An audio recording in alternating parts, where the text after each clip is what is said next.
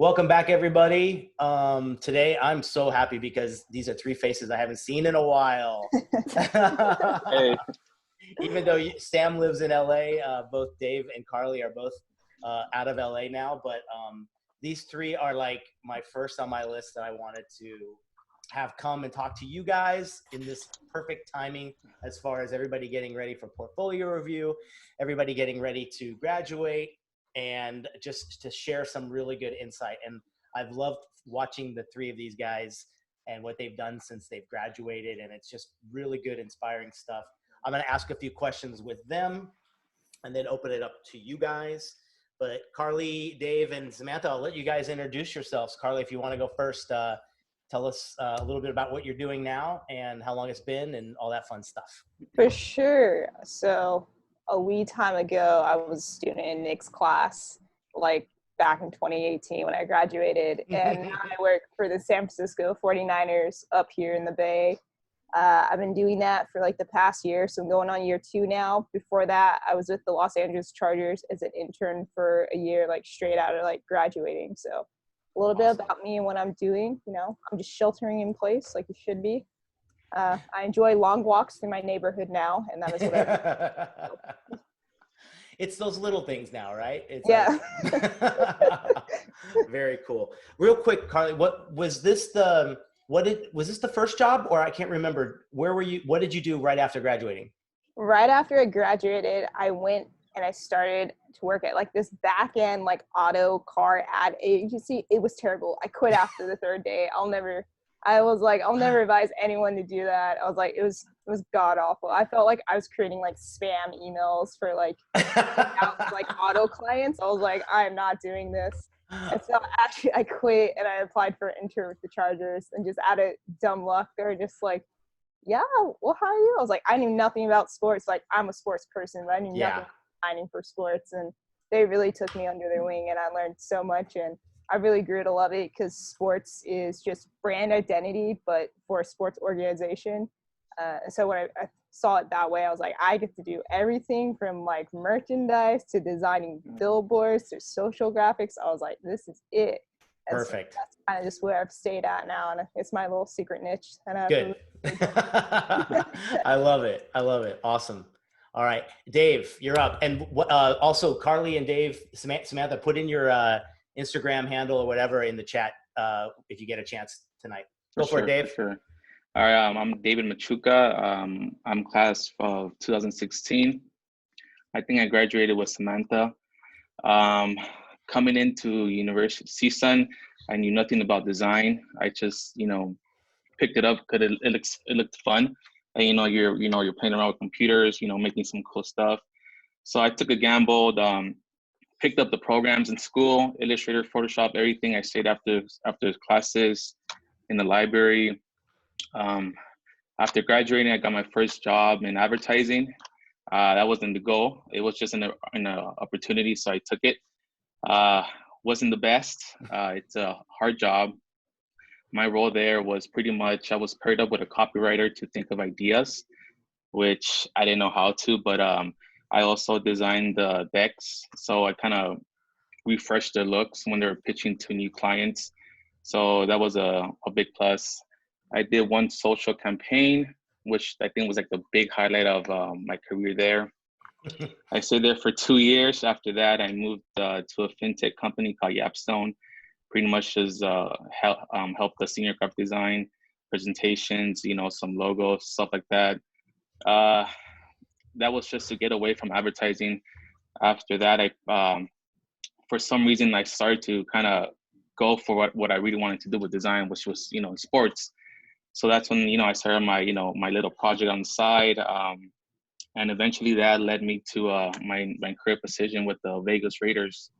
I've been here since November 2019, a couple months now, and I love it. Dream job for me. And let's see what else. Yeah, that's what it. Right now, I'm the graphic designer here, so I'm in both worlds, digital and print. So whenever the digital designer needs a hand, I go and I give her a hand with some design elements, and then I also help out the senior graphic designer, which sometimes they need some logos for like, intern, events. Right now we have the stadium coming up, so I'm excited for that. I'm looking for some wall space right now to kind of, make my own. And I just designed a Pizza Hut poster that's going to go out soon. Nice. So that's going to be awesome in Vegas. That's a little bit about me. Good. Awesome. Thanks, man. Samantha, tell us everything. Hey guys, I'm Sam. I graduated from CSUN like I guess 4 years ago now, so I was like in this same exact spot. Oh, has it been 4 years? Oh my God. I know, it feels like forever. That's crazy. So I work at Honey. Now we're part of the PayPal family. We just got acquired. I work there as a visual artist. I work with our product design team to create a consistent visual aesthetic across all our product offerings. I work on illustrations, animations, 3D renders, icon designs, and basically everything visual in the product right now. Yeah, it's kind of crazy. This is like my first job out of school. I've been here in May. It'll be 3 years, which is crazy too. Right after school, I like started freelancing and then kind of like stumbled into this job, and yeah, that's what I've been doing now. I love it. That's great. I think we should have called this the dream team, because you guys all I really feel like you guys have, not only the job you really, really, I think, want and deserve, but like you did something extraordinary kind of in a way to get them.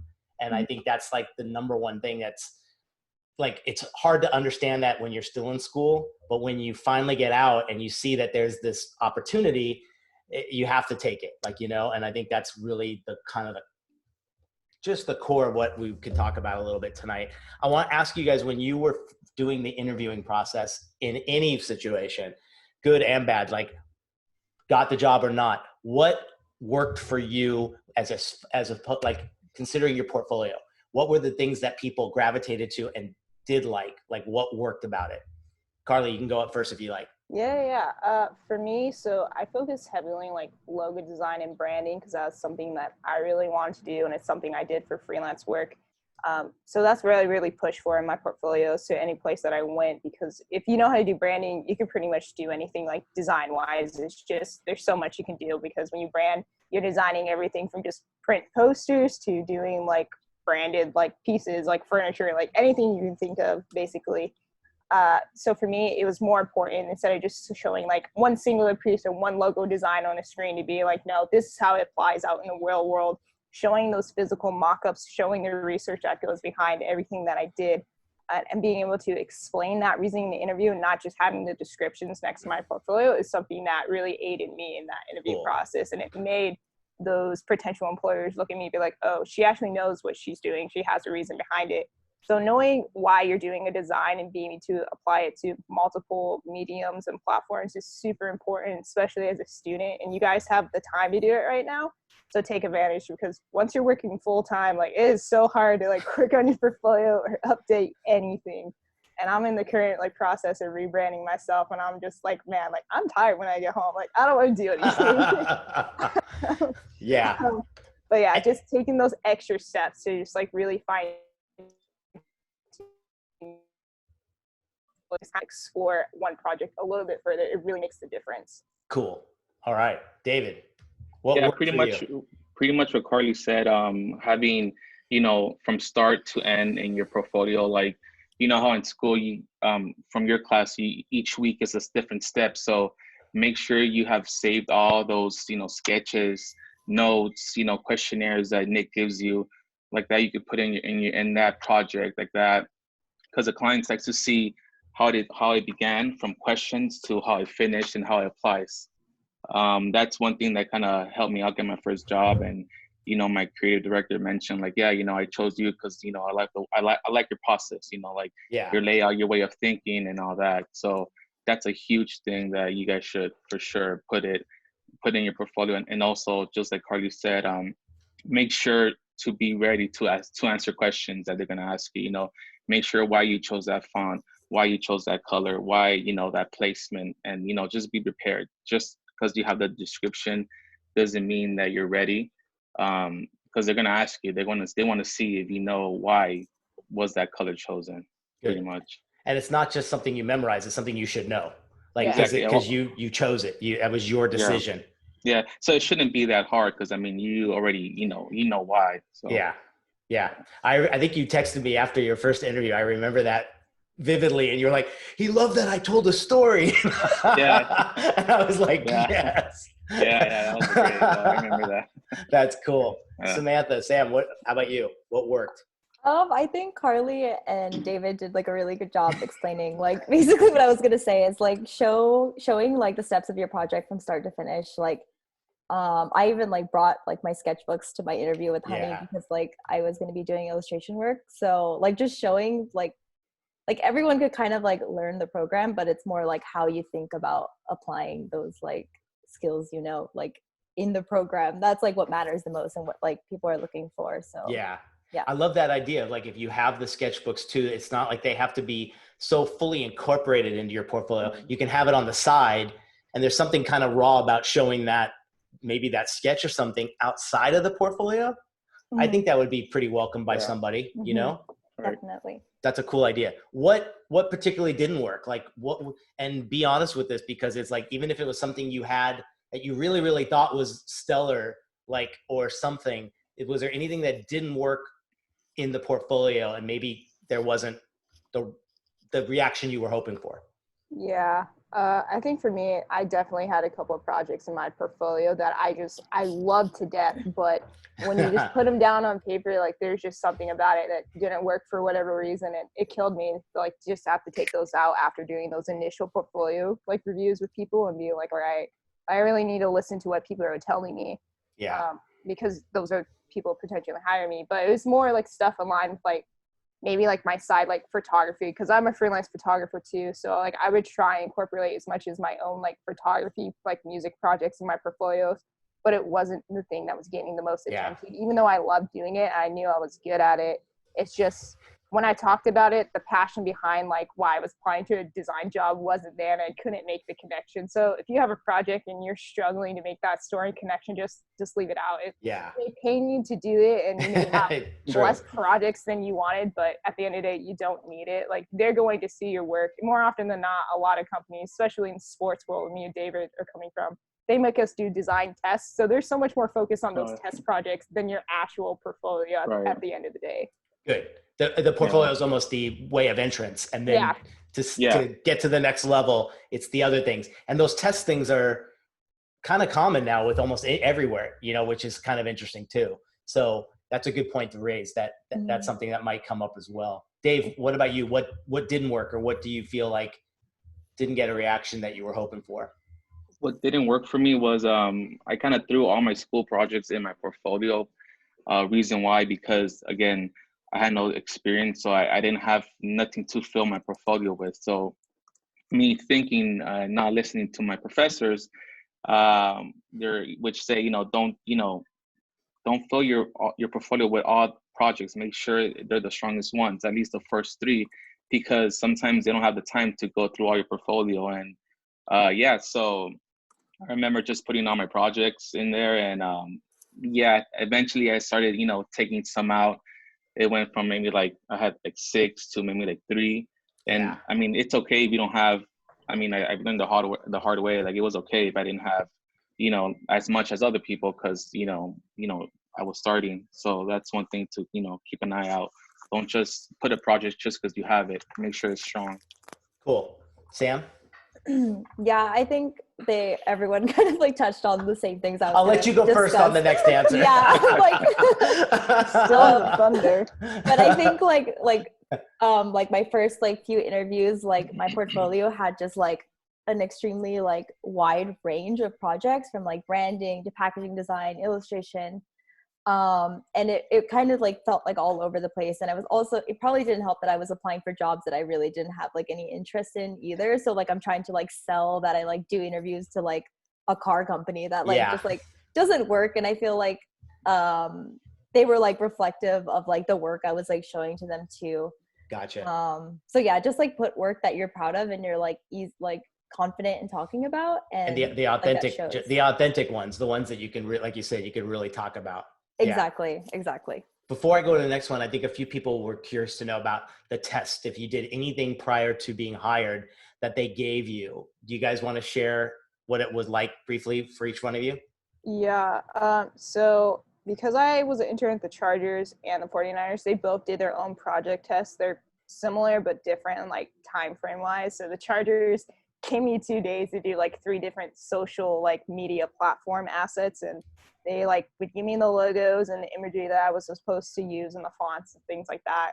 And then they're like, all right, 2-day turnaround, because that's how quickly it is in sports world. Well, it's even faster. It's probably like, oh, get it done in like 2 hours. But being an intern, you know, they gave you some slack. And then for the 49ers, they gave me like a week to do the project. It's a similar thing, design like 3 like social media assets, do a flyer, here's the fonts, the imagery. But you can interpret the brand how you want to. So that was a key thing. It was, how did I see their brand in my eyes? And it was more like, what can I add to their brand that I think still is reminiscent of the 49ers history, but it also is more modern. It feels like me too. So being able to blend like both of those styles to create my own that I feel like would mesh well with their team was really more what they were looking for like during the test project. Cool. Dave, what'd you get? Yeah, for my for the advertising job, there was a test exam as well. So I got a brief pretty much to come up with some concepts and some social pieces. I still remember about nachos. So that was, I think, a 1-day turnaround. Again, I did my notes, I did my sketches, and my final piece. And then I also, you know, turned it in the presentation, you know, like steps and mock-ups and all that. For the Raiders, pretty much what Carly said. With me, they just gave me pretty much directions, the fonts, the colors, a style guide pretty much, and said, you know, go crazy, just, you know, create something cool with 2 of the players, and I did. Right. And I just did that, knocked it out, and I think that was I think like 3 days turnaround. Cool. But yeah. Cool. Sam, did you get one as well?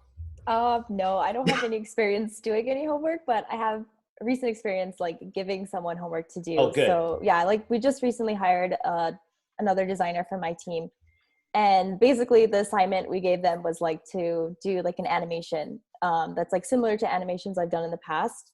And when we give out this homework, I feel like it's just like a general, like to get a general understanding that this person that's applying like understands the program, knows how to organize their like files correctly, and just like has like a general understanding of the Honey brand. So yeah, I think it's like really useful to just like understand like this person you don't know like what their skills are in the program just really quick.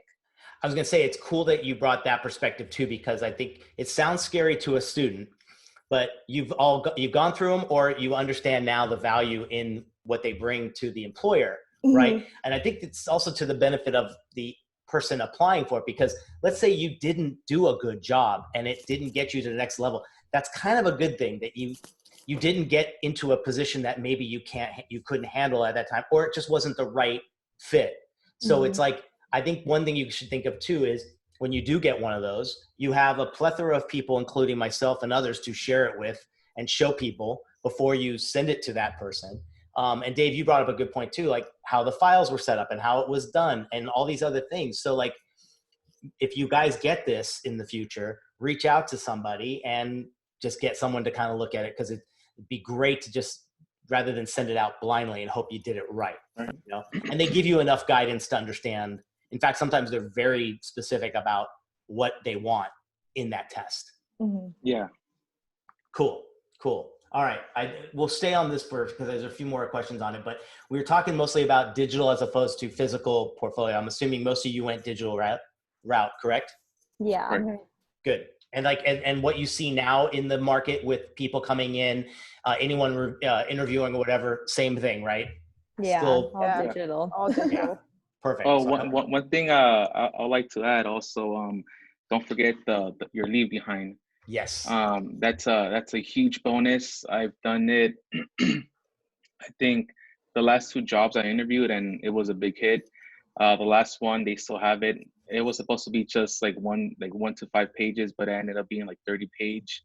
And yeah, I mean, it could be a simple, just, you know, trifold or just something, you know, just so they can remember you. That's gonna, you know, boost up your points in landing that job.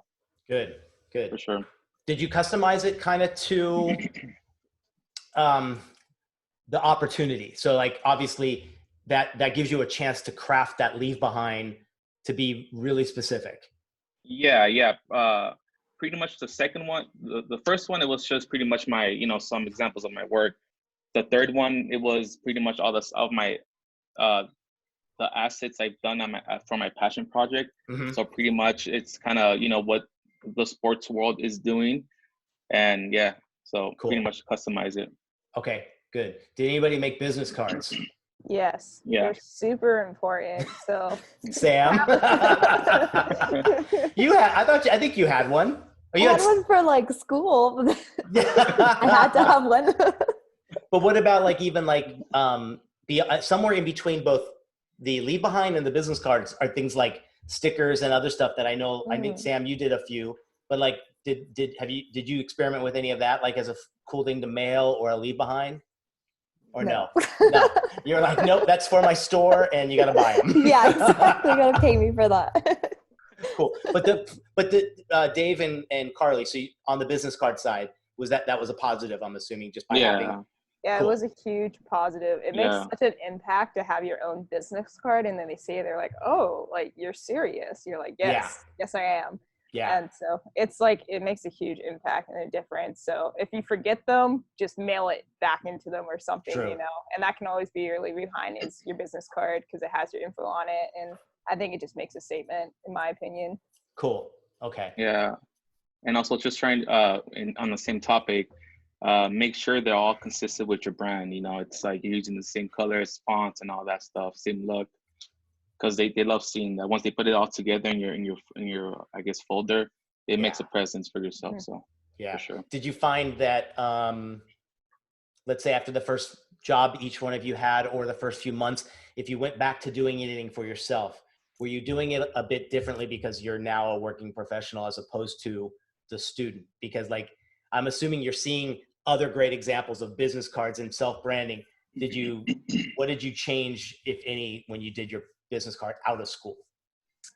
My business card has remained the same. It's a solid business card. I paid a lot of money for it to make it good quality, so I kept it. As far as like my portfolio and like stuff like that, yeah, I definitely went back and like redid my projects or like took things out and added new things in and like emphasize more like sports design now in my portfolio because that's what I mainly do. For like freelance, when it came to that, like I knew I could charge more because I knew what I was capable of, and I felt confident at charging people more for my work and my time because I knew how much I was dedicating to my full-time job and then how much time I was going to dedicate outside when I came home at night. So that was super important, was understanding price points and knowing how much I could charge people and feeling confident and not backing down when people would push me on those price points. And it's good because you had the strength of your job behind you to be as kind of, what's the word I'm looking for? Like confident with the pricing on the freelance stuff. Yeah. Which is kind of helpful too, which is great. Very cool. What about the, when the portfolio itself, like, I mean, that's a never ending thing. Like a lot of you, I think you all said you haven't touched it in a while and maybe you don't need to, which is an even better reason. But how do you describe it to the students as it's never done? Like, I think when you leave school, you're thinking, oh my God, it's the last time I have to do this. And, you know, how could you explain to them that it's a never ending document? Sam, first. That's great. Yeah, like I feel like your work is going to be changing just depending on the type of projects you're working on. And then you're going to learn like what projects you're like most proud of. And I think that's like the ones you like start slowly incorporating or updating like on your website and stuff like that. I'm like in the middle of like updating my website right now because I feel like everything I've done is like a lot different than what I was doing when I first graduated. So it's just, it like never ends. And like I don't even know how to explain it. It's like a weird like looming presence over you that you need to like update it all the time. I don't know how else to describe it. Like Nick could probably show you one of my very first projects I did in his class compared to what I'm doing now, and that is the reason why you need to keep updating it. Yeah. Well said. I don't know, the champs and I'm trying to remember the pizza one that you did, Carly. That was one of my favorites.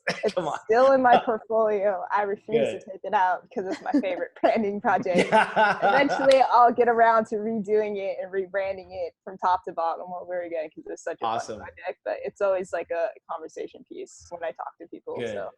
One of my favorite moments ever was Dave going up for his first presentation in my class. And he was doing a rebrand for Champ Sporting Goods. Yeah. And he goes up there and he brings cards. And I was kind of like, oh, okay, that's kind of cool. No big deal. But on the back side of the card, he branded it with the Champs rebranded logo. So it was like these great looking cue cards that he had up there. And I was like, I got to watch this kid. That was really cool. That was really cool. It helped. And did you guys find that, like, have you been put in that position of having to present, having to get in front of your team and talk confidently? Talk a little bit about that. Yeah. Dave can go first. Go ahead. No, you go. All right. Yeah, I mean, that is never gonna end. I still remember your first day. It's when I took your class. You were giving an introduction. You're like, yeah, each week we're gonna get up here and present. I was shitting like bricks. Sorry. You almost bailed, didn't you? Yeah, I was like, I can't do this. It's like every week, maybe once a month. But it did help. It did help. That was a huge help. I still feel nervous, but still, it gives you more confidence. Yeah.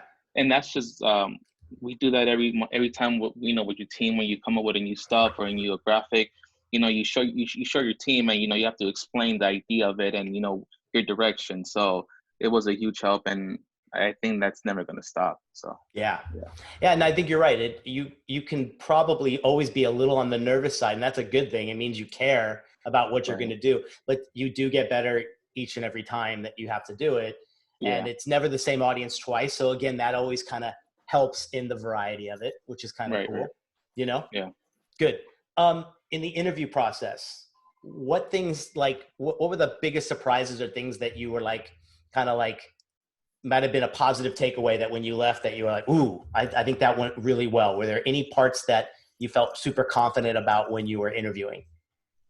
For me, it was after we did the portfolio review with like 12 different people in one day. And then when I went in for the 49ers, I had my own portfolio review all over again because I met with like 10 different people from 10 different departments. Yeah. Doing like 15-minute sections and like going through my portfolio. And I was like, damn, if it wasn't for that portfolio review as a senior, I was like, I don't think I would have gotten through this. So actually practicing like your portfolio, what you're going to say with people. It doesn't matter if it's your mom, your friend, if it's with Nick, just practice, because the more you practice, the more confident you get. And then by the time you got it, you don't even have to look at your portfolio. You just have to point and click, and they're like, all right, I get it.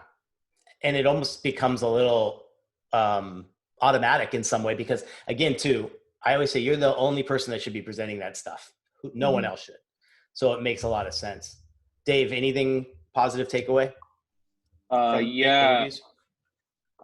thing that for sure, the process. Another thing that stood out was my branding. Having it all together. Being consistent. That was a huge help, because it shows the people you're serious about yourself and what you want to do. It's not just like, oh yeah, I just took this major just because it's there. The more serious you are about yourself and your own work, the more serious they'll take you. And I think that will, make you stand out from other, people. Cool. Sam?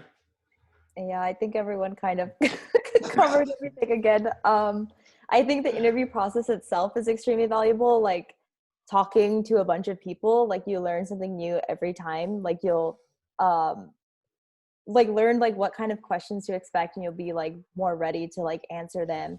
And just like answers that like they resonated with, like you'll just like know to like keep that in the back of your head, like be able to bring it up in the next interview.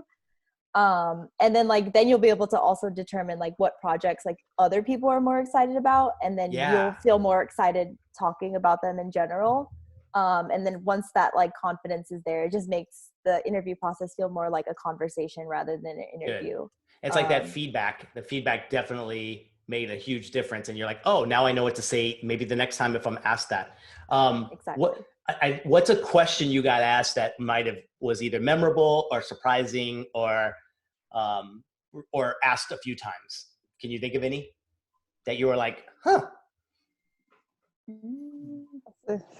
I know the worst one is like, what's your strengths? And then they go, Oh yeah. what's your weakness? And you're like, you want to be a smart ass and be like, well, actually nothing. I'm working on that.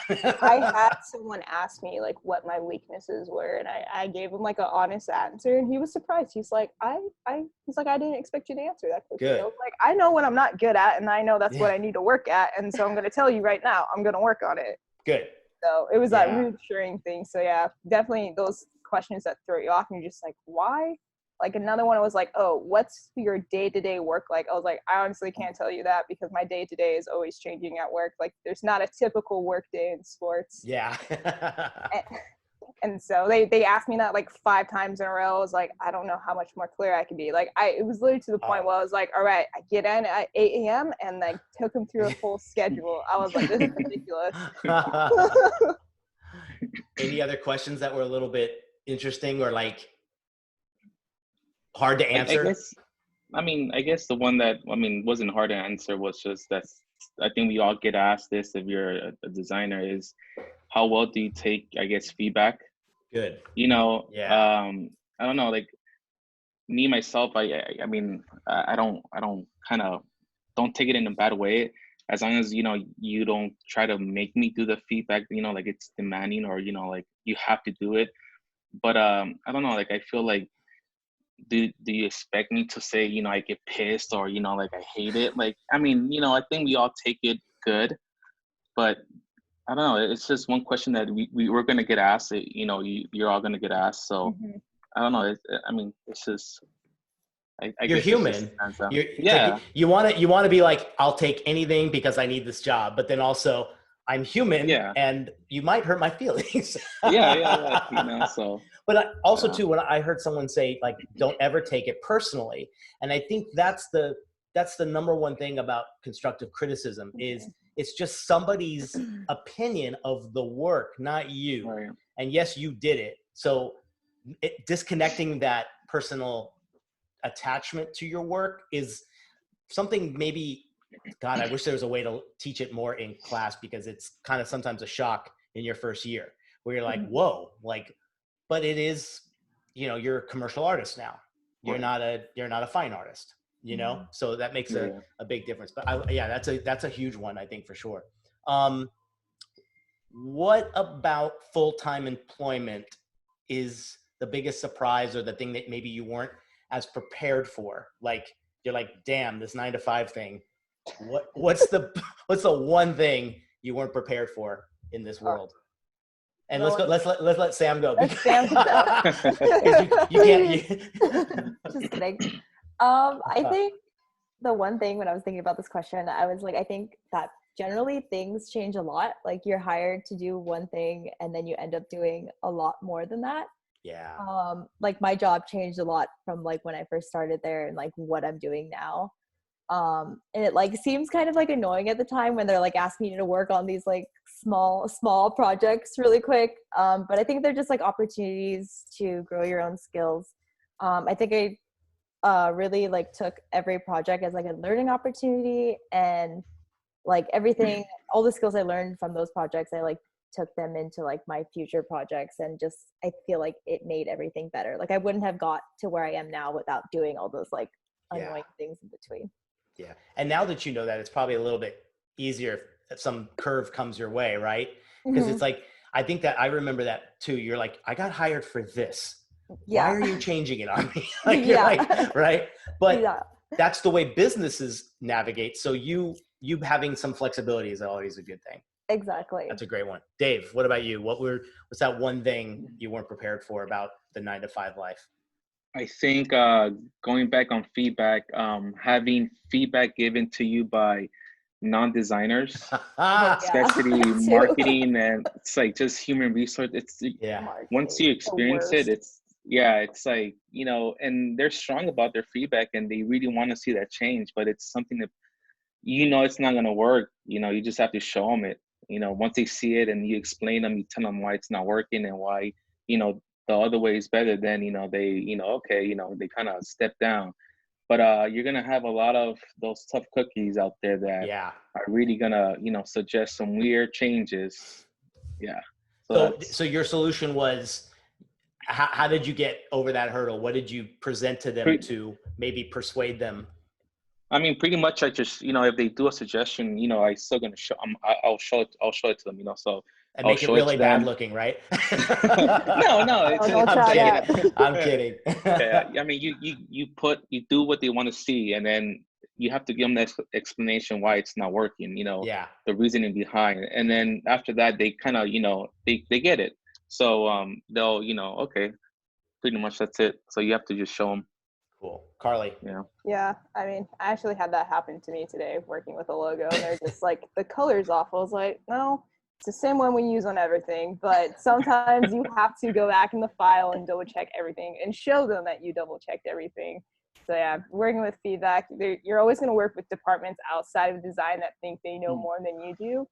And sometimes you just have to learn to pick your battles. And that's something that was really hard to do when you're a first designer, because you just want to defend everything that you do that is your work, because you're so passionate about it. Yeah. But sometimes you got to learn to take the L and be like, you know what, I'm just going to do what you want and get it done and move on to the next thing. And so that was something I really had to learn how to do. And other than that, 9 to 5 is not always 9 to 5. More often than not, you know, no one told me when I did my job I'm doing now that I was going to have to work weekends and holidays, and I do, and that's part of it. My life is dictated by football now. I count my year in football seasons, you know. And no one told you were going to the Super Bowl either, so yeah, that was super fun. I was like a mini vacation, except it wasn't vacations. Like my girlfriend got all the perks of the vacation, and I had to work the entire time. Yeah. So it was just like, enjoy it. We're here. But at the same time, I was like, I gotta go up to the hotel room and do something real fast. Gotcha. So, but that's pretty damn exciting when you think about it, right? It's super exciting. So like, there's tons of perks to, no matter where you work, just expect that, you know, it's not always going to be typical 9 to 5, and there's always going to be more that's asked of you, and you just have to do it. And if you're not willing to do it, then you need to ask yourself, is that the job I want to be in? Do I want to work with this company, with this team? And if you do, great. If you don't, then move on to the next one. Like there's not going to be any hard feelings, because that's not the lifestyle you want to pursue. Gotcha. All right. Last question before I open up to you guys. So if you want to start typing anything, or we'll open it up to you guys. Much rather you guys ask question live, because we're all here under one roof. So let's do it. But last question to you guys. What was one time that you feel like you made your own luck happen? What extra mile did you do at one point to get to the next level, to succeed in something that you did for your job? Mm-hmm. Who's going to start Samantha. first? Okay, I'll go first. Go ahead, Sam. Okay, so I'll talk about something. And anything. It doesn't even have to be in your job. It could be totally in just your entire, you know, like creativity world. I don't care. Okay. Okay. So I think something I'm like very like happy about lately is like my skills in like 3D rendering. Yeah. And so basically the whole reason why this happened is because I have been like exploring Cinema 4D just like on my own time, just like trying to learn it. And I was like working with the marketing team on like some advertising things, and I was like, well, maybe we should just like try this like 3D really quick. And I was like not very good at it at all. I was just like trying just to make something, just to see, it was something different. I was like, let's just try it and see what happens. And it ended up like performing really well. And then they like, my team was able to like give me the resources I needed to like push me to learn those skills even further.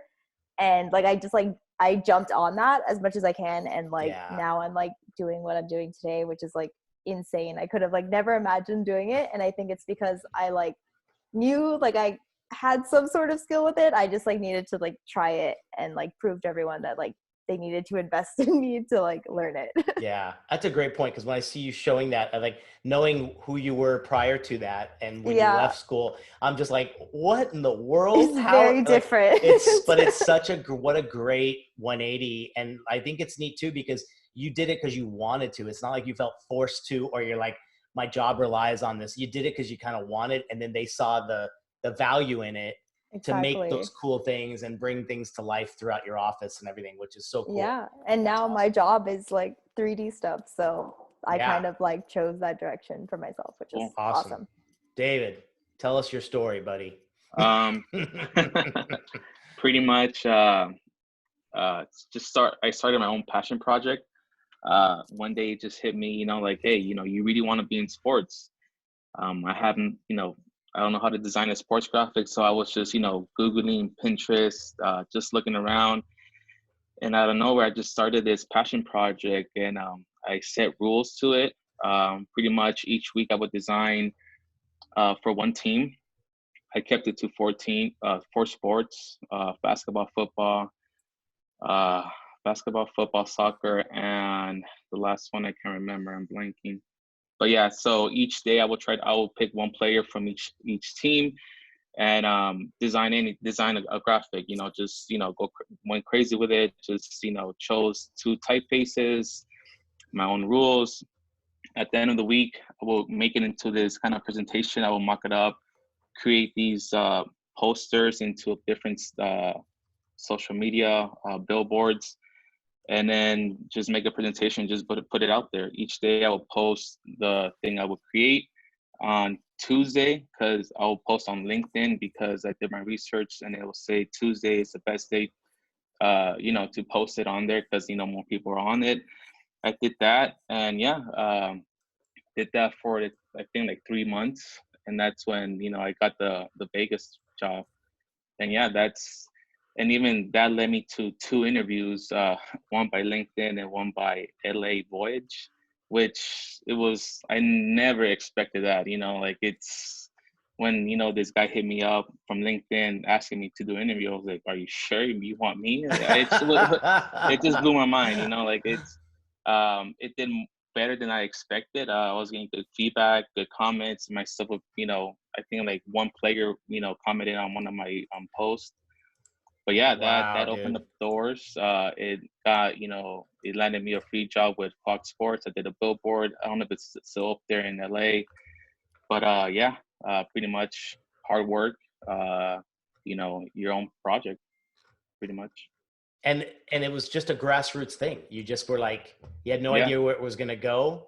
But it was kind of like the exposure came from just a natural kind of organic thing that people saw and loved, right? Yeah, and then I remember during my interview for the Raiders, the creative director, she's like, "How are you so good at this?" I was like, "I don't know. I think it's just my passion for design and sports. Because I mean, I would stay up till like 2 a.m. You know, having the kid, it's hard. You know, having that time. So my time was nighttime. You know, from like 10 to 2, that was my time. And yeah, it would, you know, end all nighters sometimes. But I mean, it paid off. You know, so definitely hard work. Awesome, Carly. I just threw your Voyage LA link in there. Oh, Thanks. I gotta find yours, Sam. Oh yeah. Go for it, Carly. I live by the quote, if you ain't first, you're last. So for me, that just means it translates, you know, if you don't try, you'll never succeed. And so a big thing coming out of school was that I saw a lot of my peers getting hired like really quickly and getting these great jobs. And I felt like it had to be a competition. I was like, if I don't get a job, like, I'm gonna be a failure. I was like, one of my friends gonna stink. And like, it was so much pressure as a graduating senior to be like, no, I need to perform because this is what I'm supposed to do. Yeah. It's all a lie. Don't listen to the pressure. So it was really about me taking a chance on myself and pushing myself into these different opportunities and having the courage to just simply ask, because the worst someone is going to tell you is no. And that's all they can do. That's all the power has over you, is to say the word no.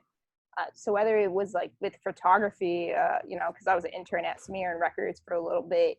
And after I was done with them doing design stuff, I was like, yo, like, I'm really good at photos. And they'd be like, all right, whenever you want to go to a show, just ask, we got you. And it was true. They did. So I asked to go to Warped Tour, and they let me go on Warped Tour, and they got me in, and they got girl photo because of like bands that I grew up listening to, like being in this unreal, surreal environment and just doing something I love because all I had to do was ask. And the same thing with my job now. You know, when I was a charger for the interns, I didn't know if they were going to hire me full time, and I was scared, and I was like, I need to make a decision. I was like, I cannot wait on these people to take a chance on me, and I need to do it for myself. And so I took the initiative to find those jobs and to apply and take time off to go do interviews and put in the hard work that comes with looking for a job. And eventually I found one. I didn't think I was going to get it because I was like, I'm not qualified for this job whatsoever, but they thought I was. And so, I mean, I'm here now. Yeah, I'll trust you on trusting me. Yeah. So, I mean, it was just because I took the chance, and then just being passionate about my work and showing my work ethic, or showing that I was going to show up every day and put in the work and do what needed to be done. And they saw that. And then having that prior sports background for like that past year, they were like, oh, this is someone we can work with. Cool. And so for me, just having the confidence to be yourself and push your work out there, whether it's on social media or you're handing postcards out at the grocery store, like it doesn't matter. You just have to believe in yourself to put the work out there and not be afraid of the feedback that's going to come at you, because feedback will cripple you if you take it personally. Yeah. And that's just something over time you learn how to deal with. Good. What's the most important non-design skill at your job? I said copywriting. I'm not a copywriter. I'm sure David and Samantha, they get this all the times, that people will send you a script of what you're supposed to put on that graphic, and you just copy and paste it, and you hope to God everything's okay. And I'm the worst at this, because like I'll look at a message and I won't catch the typos because I'm so much more focused on the design part of it and how it looks. I was like, that's why we have drafting periods. So when they come back and they get mad at you because one thing's misspelled, you're like, calm down, it's not final yet. Yeah. For me, you got to be good at copywriting, but if you're not, there are other people, and that is their job to do it. So, you know, cool. It's a team effort. Cool. Dave? I think being a good team member, people want to work around with people who are not, rude, pretty much know how to work in a team. I think that's a huge, non-design skill. You have to be friendly and, just be nice. Because sometimes, I mean, the person you're working next to, you could be your boss or whatever, but just still, you want to work in the good environment with good people, not just, bad people. But cool. I think that's a big one. Sam? I think for me, probably time management is like a good thing to be aware of, because like sometimes I could get like really into a project and like it has to be done by like tomorrow or like the next day, so you have to know like when you need to spend time on certain projects and when you could just like kind of like breeze past it really quick, just to satisfy whatever needs to be done. And just like staying organized with like your files and sharing links, everything. Because those kind of things you don't even think about, like naming an asset or like a picture a certain way, like someone else like can't find it because you like named it some particular way that you only remember. Untitled Sam document version 2. Exactly. Yeah. Where did you guys job hunt? What were the things you looked at? Everything. Yeah. So we got LinkedIn, we've got Indeed. What else? Nuovo, whatever it's called, Dribble, Behance.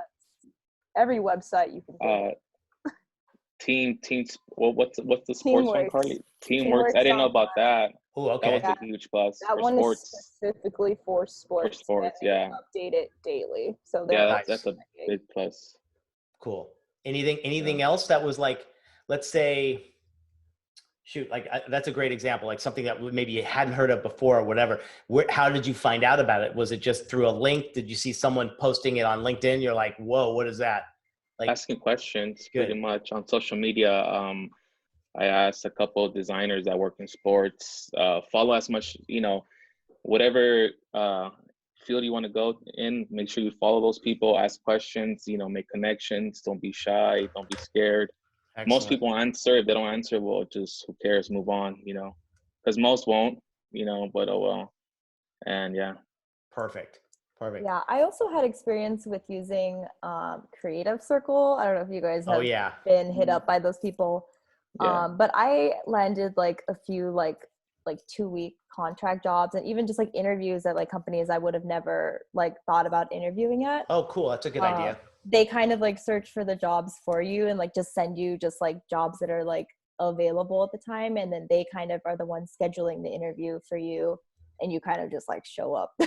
Yeah. Oh, and they find you guys the minute you are like graduated. Yeah, they will contact you immediately.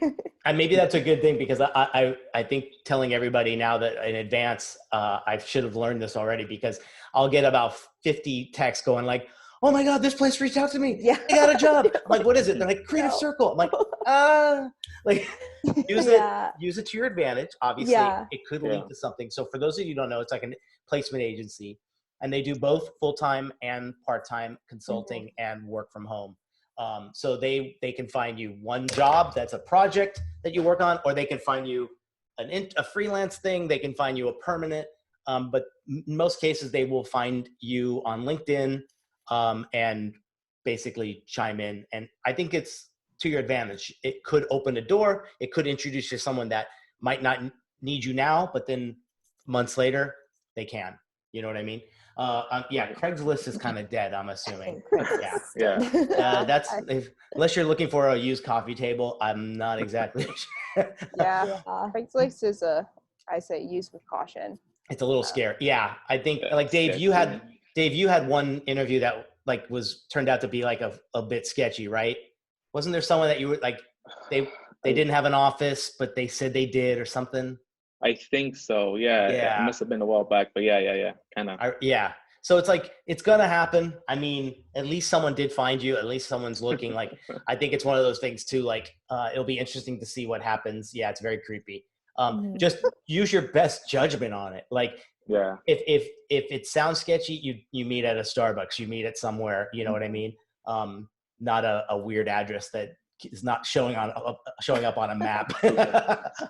Especially if it's like personal referrals from people, if it's like for freelance or other agencies. So if you're doing personal referrals for freelance, use Zoom to meet with them first, or do a public meeting space, because it is kind of sketchy when you get a freelance project for someone out of the blue you've never met and you never heard of.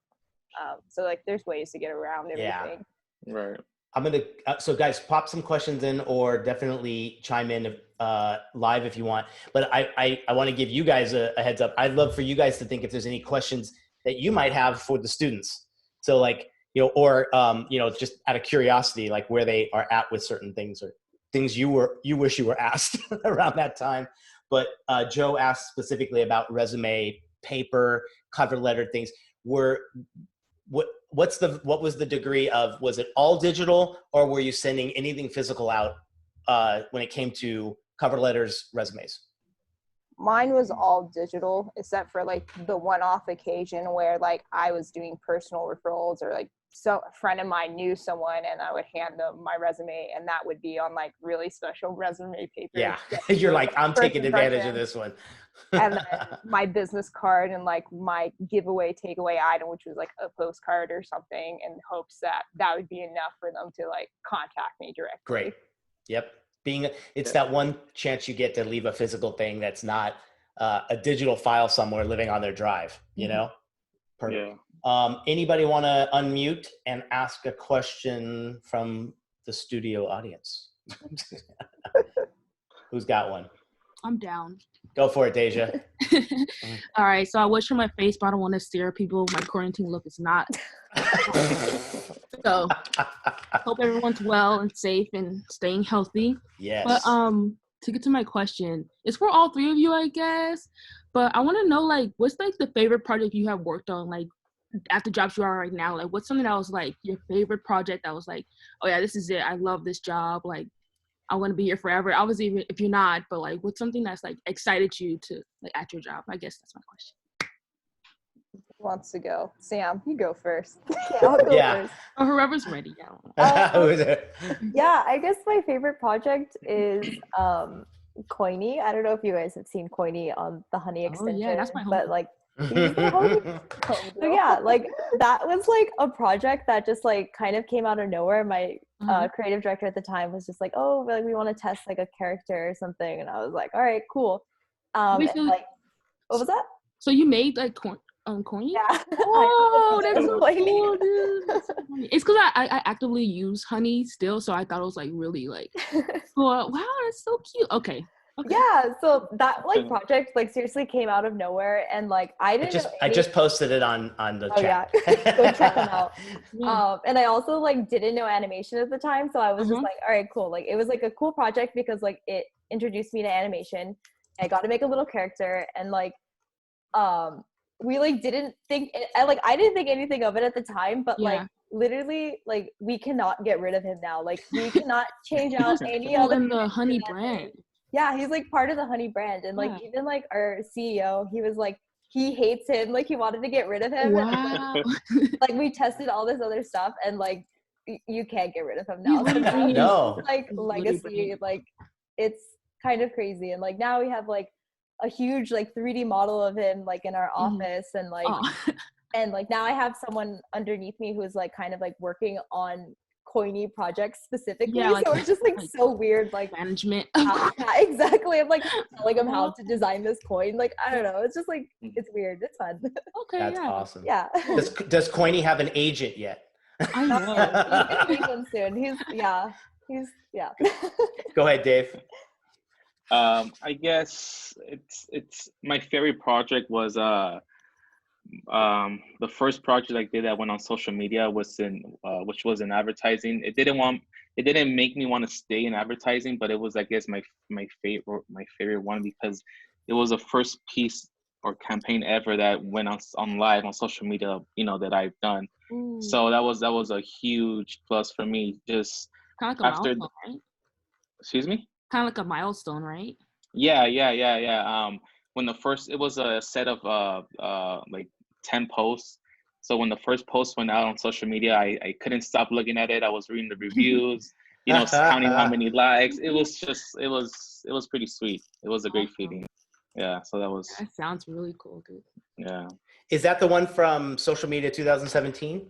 Yeah, that's the one still on my website. I don't think I'll take it down. Kind of super happy how it came out. There you go. Yeah. It's in the chat, guys. Yeah, it's a Mexican product. It's called mole. So pretty much we had to advertise the vasito which it comes in, and kind of promote the product. So Cool. I had a good time on it. Good. Carly. All right. My favorite project is probably like my first real design project I ever did, like outside of school. It was for my intern with Samir Records. I designed the logo for Jonathan Davis. So if you don't know who Jonathan Davis is, he's the lead singer of the band Korn. And at the time he was doing like dropping his debut solo album on the record label. And so my art director is like, "You're going to do the logo." I was like, all right. I was like, don't fuck this up. So that was like my first real time like working with like in the music industry, and be able to be like, yeah, I made it. And that logo went out on like everything, like album covers, CDs, merch, stage banners, drum kits, and someone even got a tattoo of it, which I thought was crazy. Oh That's man, crazy. Your logo's on someone's body. Yeah, that was like, I was like, I think feel that's the so goal of all of us. And That so is. I know, I was like, you don't even know who designed this, and they did it. So I was like, you're a true fan. Yeah. So that was pretty cool. And now like if I got like the album out, it's like my name is like in the artwork credit. Oh, It's super that's cool awesome. because I thought my art director was just totally not going to include me and like rip me off because I'm an Nah, they unpaid gotta credit intern. us. Yes. But no, they credited me. So that was by far my favorite project I've ever done.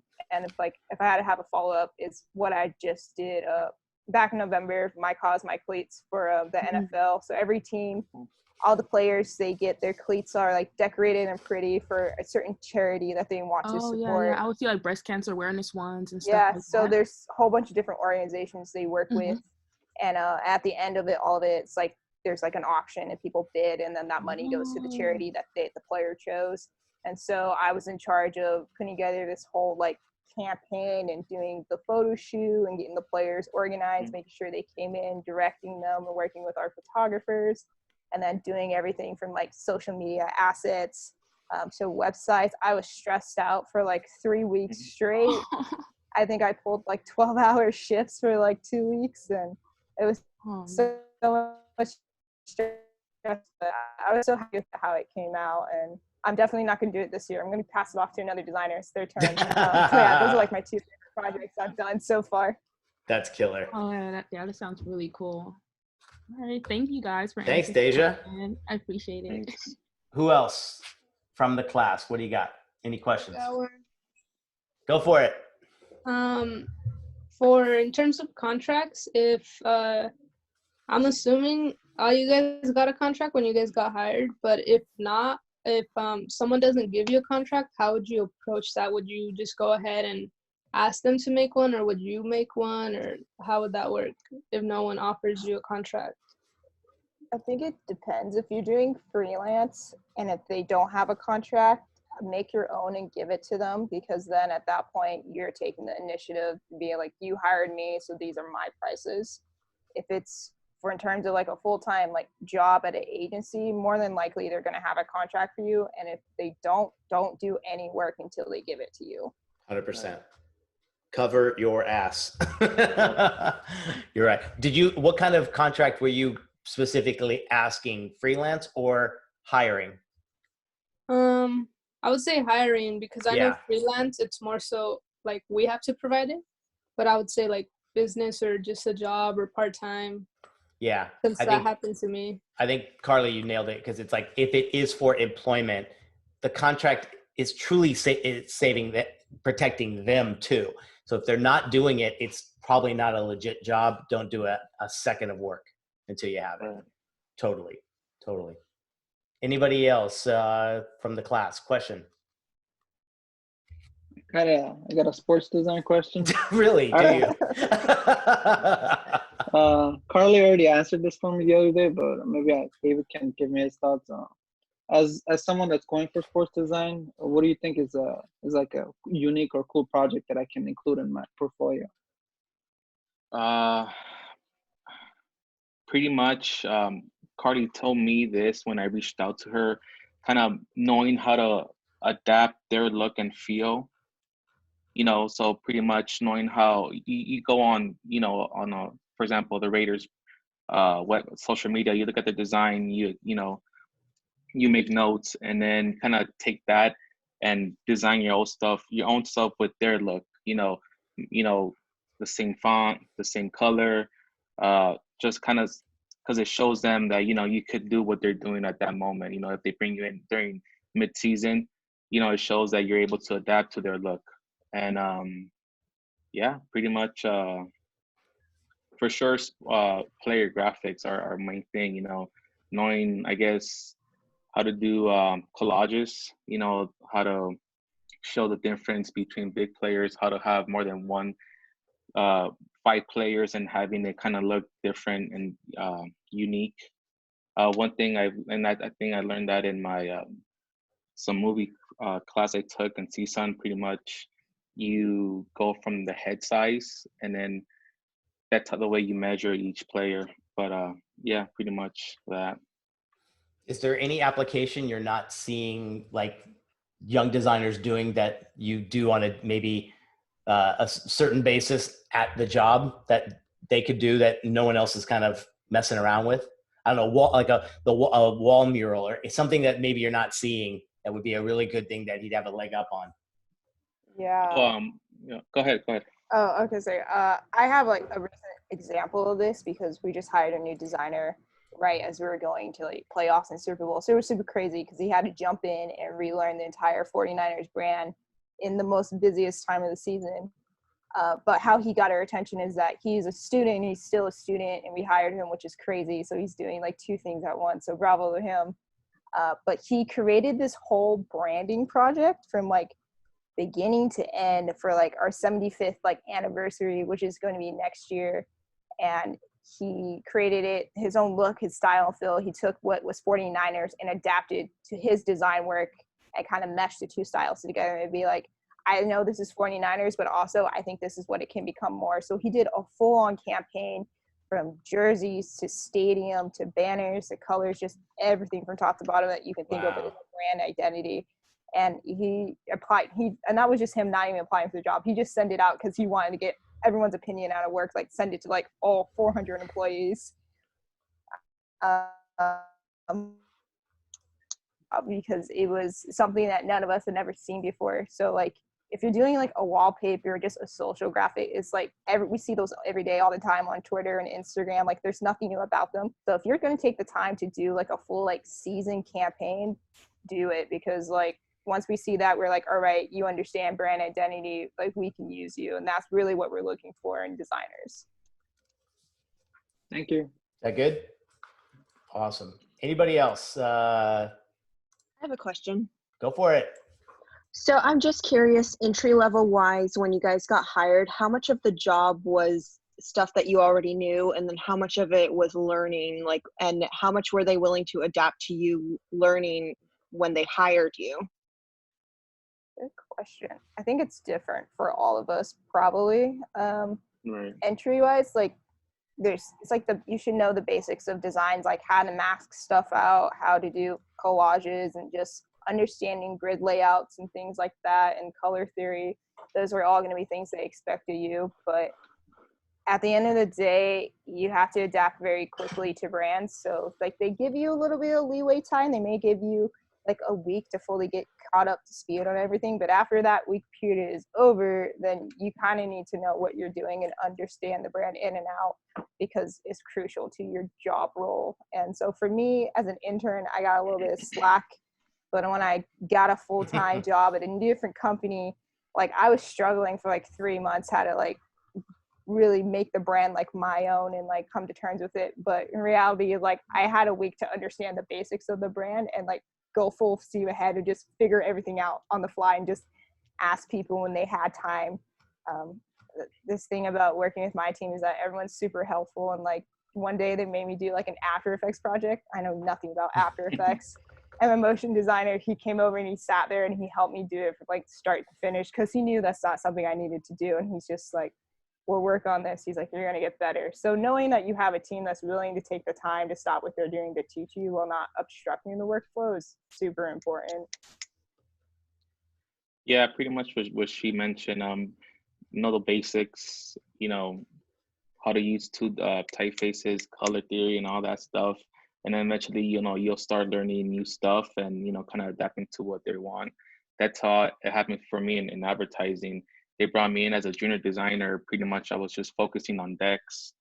And eventually they brought me into projects and started thinking of ideas.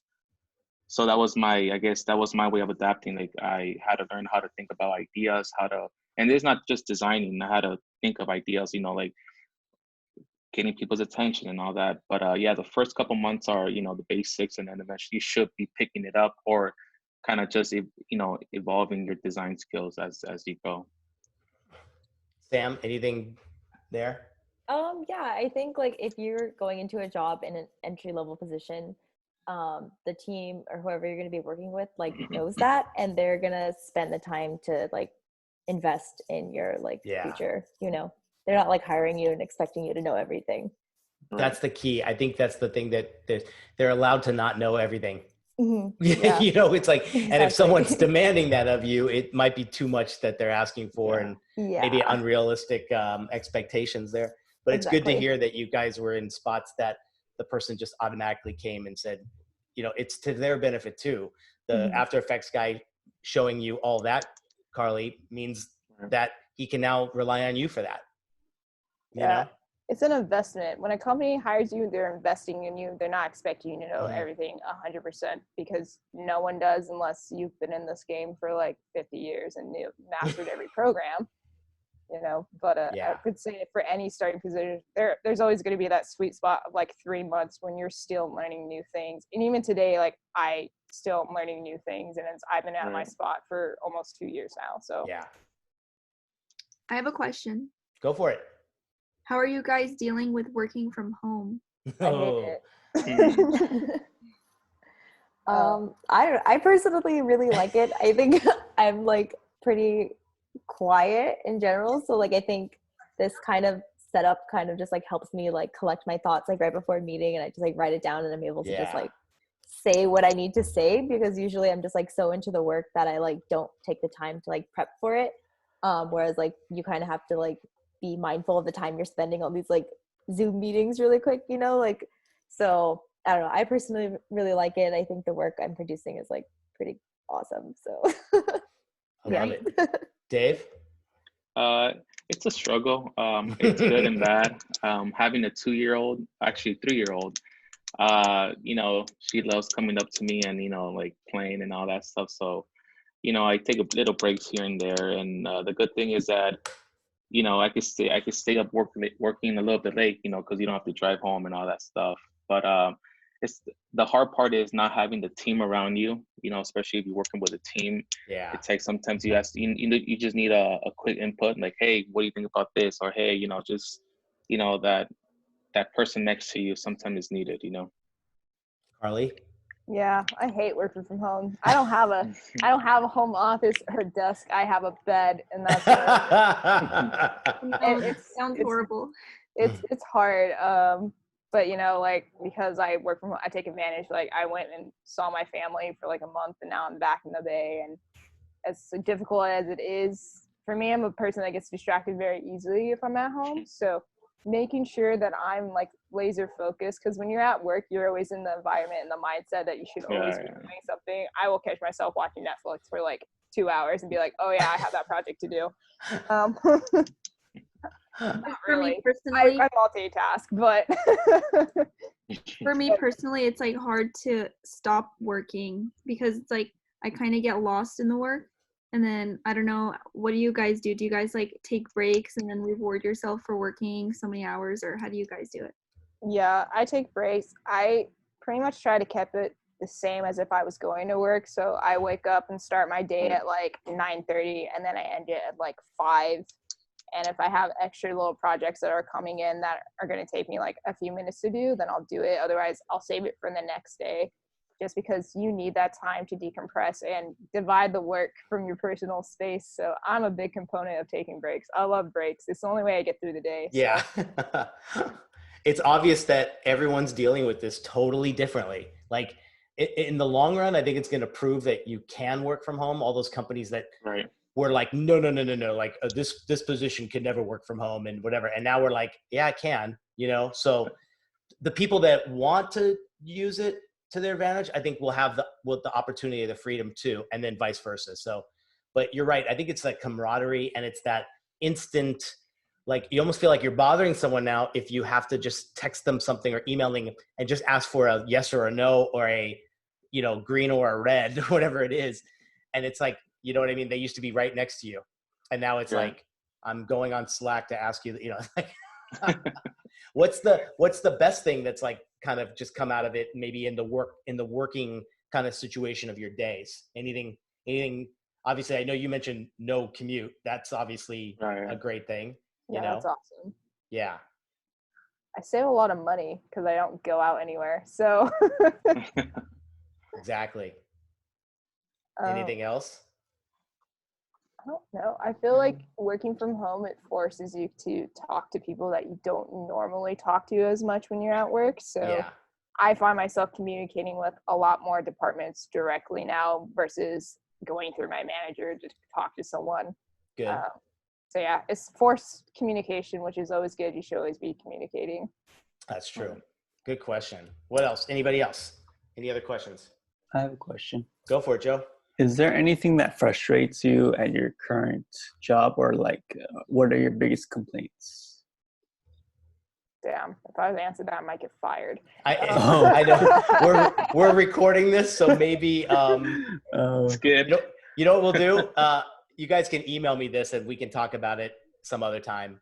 But it's a great question, Joe. I just like, and everyone that exists everywhere. You know, it totally does. But I'll get their answers for sure, and I'll share it with you. I have another question. Oh, yeah. What are what applications do you guys use the most at work?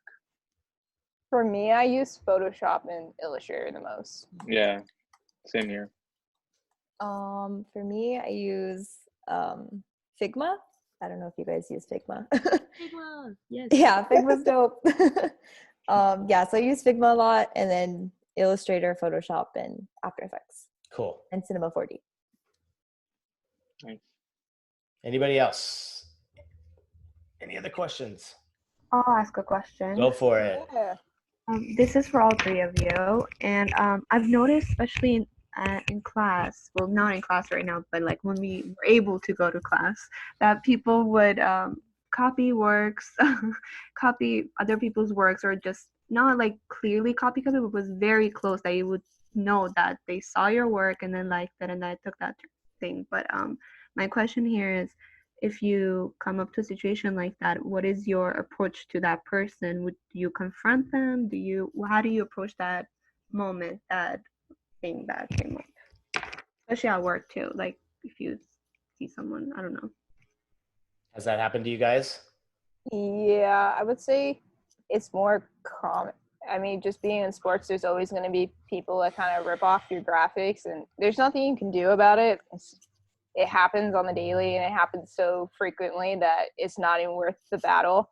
I mean, you can try and message them and be like, hey, I did that, but at the end of the day, like stuff like that, fans take it and they try and make it their own, and it's because they're supporting like their own fan clubs. It's not necessarily that they're reusing our work to sell it for like their own gain.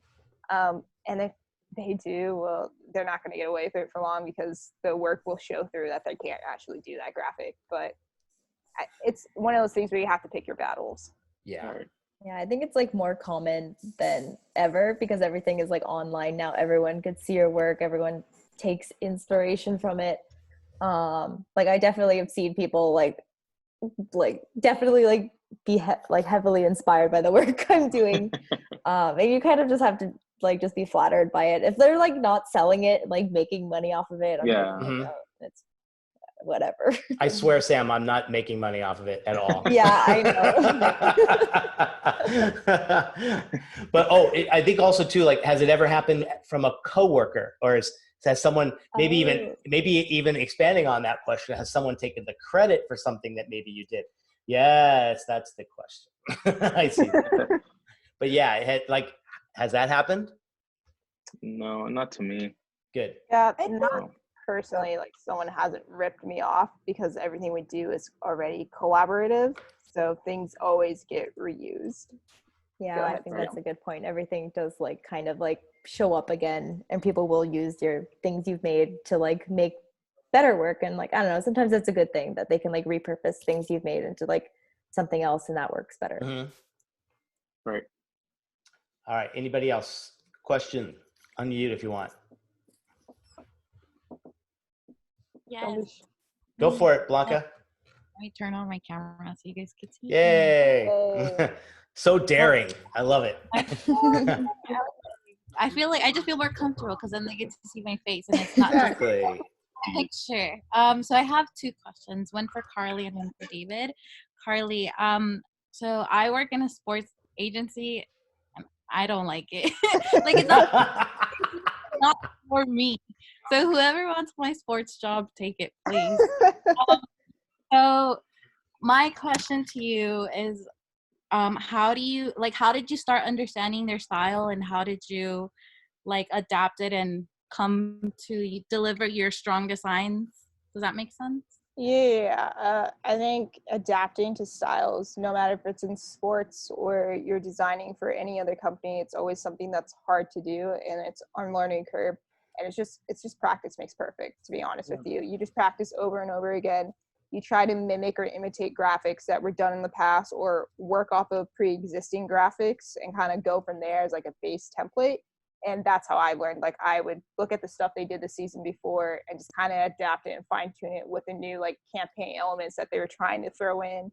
And then as like the season progresses, I tried little new things here or there to kind of like put in my own flair, but still kind of keep it in line with the brand. But to know and be like, oh yeah, that little copyright or whatever design on the side, I was like, I did that. And now it's used all the time. So that's kind of like when I was at the Chargers, they gave us a lot of leeway with changing their brand and trying out different styles and trying to be like more urban and streetwear. and just doing things that we felt connected with a younger audience, because now sports are going to more towards that younger audience. So when you're designing, just keep the audience in mind and who your target audience is, because that's the difference between approaching someone that's in their 60s to approaching someone that's 20 years old. They're going to want two types of different graphics or two types of different information. So it's not just about understanding the brand, and sometimes that helps you with the design process. I hope that answered it. I meet up with you guys and do like a 30-minute challenge on designing for sports, because it's Let's do so it. Yeah, we can do it. Yeah. With all the aspects and everything. And then my second question is for David. I've actually reached out to you before. Do you remember I me? remember. Yeah, I remember you. Yeah. I understood. So my question to you is, when you like, what is your beginning point? Like, do you follow a brand guideline, or where do you like spark up all these brand new ideas? Because like I look at all of your guys' work and it's so amazing, because I have no like bone inspiration in my body. I literally like I have to scroll and I'm like, okay, I'll take some of this and I'll take some of this and then I'll make it up. But I have no guidance. So that's why I kind of want some guidance. The way I start off, I strongly use a Fibonacci grid, which is a grid, that adds up by itself. So it's like 1, 1, and then it's 1, 1, 3, 5, 8, 13, 21. So pretty much it's kind of like the golden section.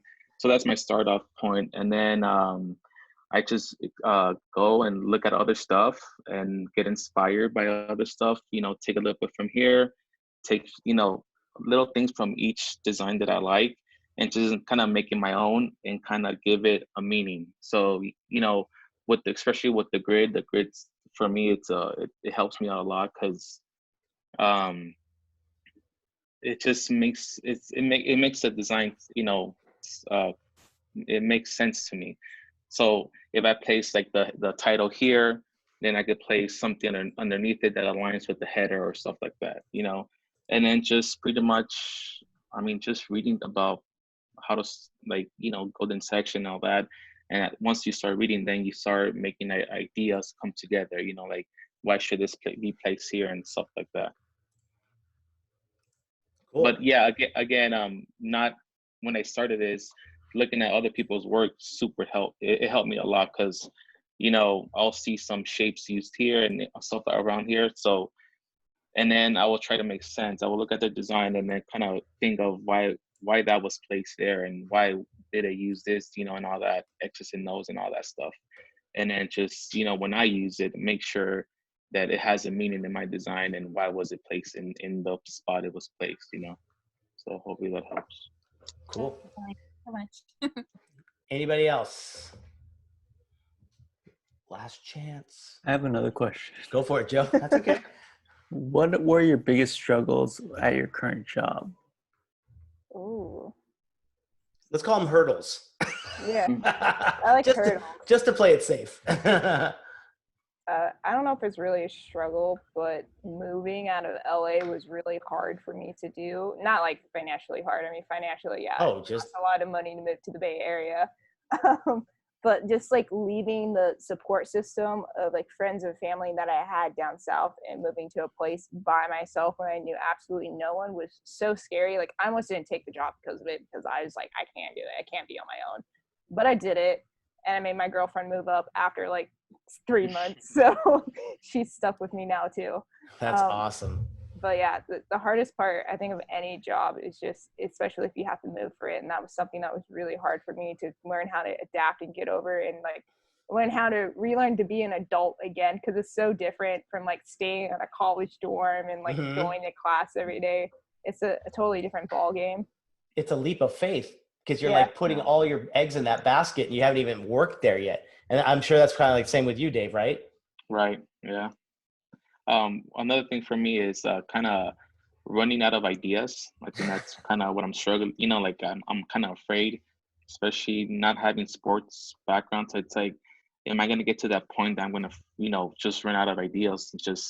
Last night I was seeing a wall with some I was trying to design the schedule for the Raiders, and I couldn't get nothing. So it's like that.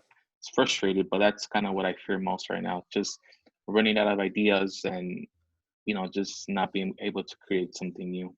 You'll get it, David. Creative Yeah. blocks Yes. are always there. I struggle with them. Right. Yeah. I can tell you it never ends. never ends, no. But at least it goes in like ebbs and flows, because there's times where you're a machine and you just right, for sure. So it's not like that. Sure. It's about balancing those times. Yeah. Sam, was there any hurdle or anything for you? Yeah, I guess it's just like being not so precious with your work. Like, you spend a lot of time on it and then like it like doesn't perform, or like something else like replaces it like within the next week. So it's just like just like understanding that things change and you kind of have to just like adapt to it, like constantly just adapting. Anybody else? Any other questions? Thanks, Joe.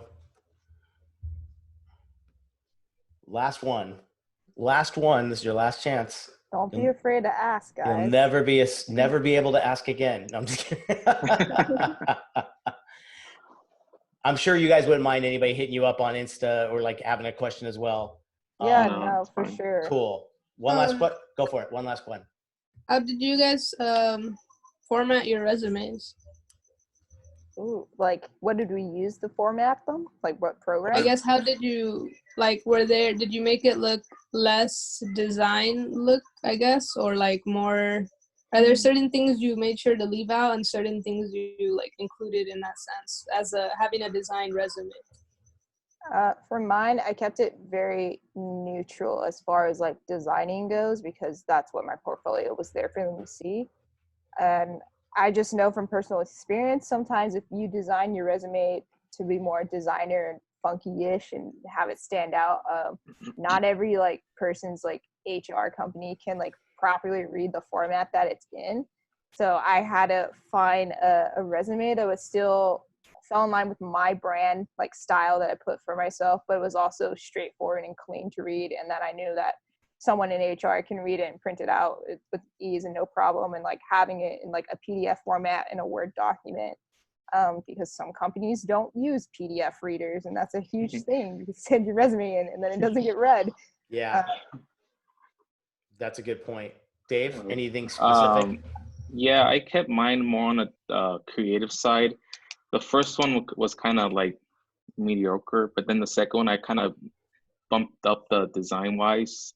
The third one, I have three. The third one was more simple, but with a design touch with my new look of sports and all that stuff.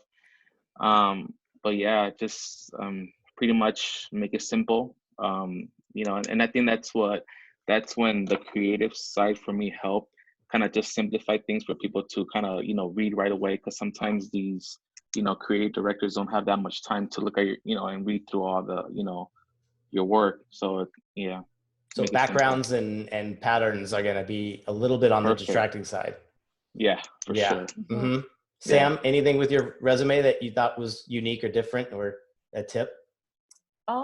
I guess just like experience after like looking at a few resumes like through like our recruiting kind of website is like the thumbnail for them is like literally 100 pixels by like 200 pixels. So like, and like that usually kind of like says it all, which is like kind of weird. So anything that's just like bold and like simple, just like super easy to read, those are the ones that I tend to just like click on, because I know I'm not going to get like bombarded with so much information. That's such a great point. Like that's what a test that is, like a threshold when you have to see it at that small and it's probably super pixelated, so you're getting this like quick glance, right? Exactly. And I guess that's just cool. Keeping it like up to date, like and just like very specific about like what kind of projects you're working on, like at your current job, or like what you want to work on, instead of just like, oh, like I work in Illustrator, like what do you do in Illustrator, like that it like brings you value or like to the company, That's awesome. Totally agree. Cool. All right, well, we're gonna let you guys go. Thank you guys so much for joining us. This was awesome. I think this is hope, did you guys enjoy this? This was like, to me, I think it's the closest to you guys as students. So like it really helped. I can really tell that this was a great one. Yeah, no, this Tons was a of good lot of ones. fun, and like, I mean, it sucks that we're in quarantine, but like, I'm not sure if I would have been able to come out to Northridge to Exactly. come do this. So, and that's the case with everything now. It just seems like we could do this, and these were talks that we couldn't do months ago. So now we are. This is Yeah. great. For sure. Awesome. for sure. Thank you guys again. I'll reach out to you, but I can't thank you guys enough. Awesome. You're welcome. You guys, good luck All with right. everything. Thank you. Bye bye.